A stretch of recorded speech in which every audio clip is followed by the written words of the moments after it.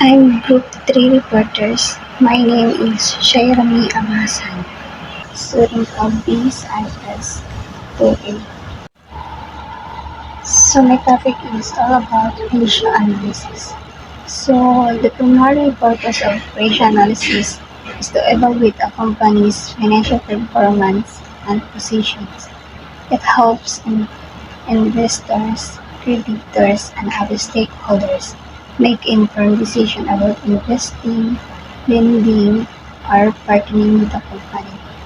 Ratio analysis can be used to assess various aspects of a company health, including liquidity ratio, profitability ratio, and also efficiency ratio. When we say ratio analysis, ito ay isang paraan ng pagsusuri ng mga financial statements sa isang kumpanya upang makakuha sila ng mahahalagang impormasyon patungkol sa kanilang financial performance and stability.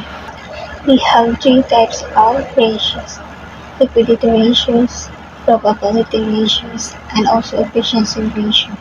When we say liquidity ratio, is to measure the ability to pay short-term obligation. Ang liquidity ratio, dili nila ginikita kung gaano kalaksi ang pagbayad sa usang kumpanya sa ilang mga utang. Good evening, everyone. My name is Ana Rose Cabiling from BSIS 2A, and this is the continuation of ratio analysis. Profitability ratios assess how efficiently a company generates profit. Net profit margin. The net profit margin ratio measures a company's ability to generate profit from its revenue.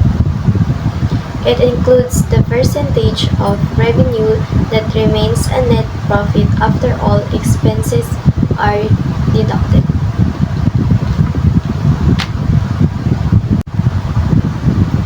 Formula: net profit margin equals net profit to revenue times 100. Example: if a company has a net profit of 50,000 and revenue of 200,000, the net profit margin would be net profit margin equals 50,000 by 200,000 times 100. This means the company generates a 25% profit of its revenue. Efficiency ratio. Evaluate how well assets are being managed. Inventory turnover. The inventory turnover ratio measures how efficiently a company manages its inventory by turning into a sale. A higher ratio indicates more efficient management of inventory. Formula: inventory turnover equals cost of goods sold to average inventory.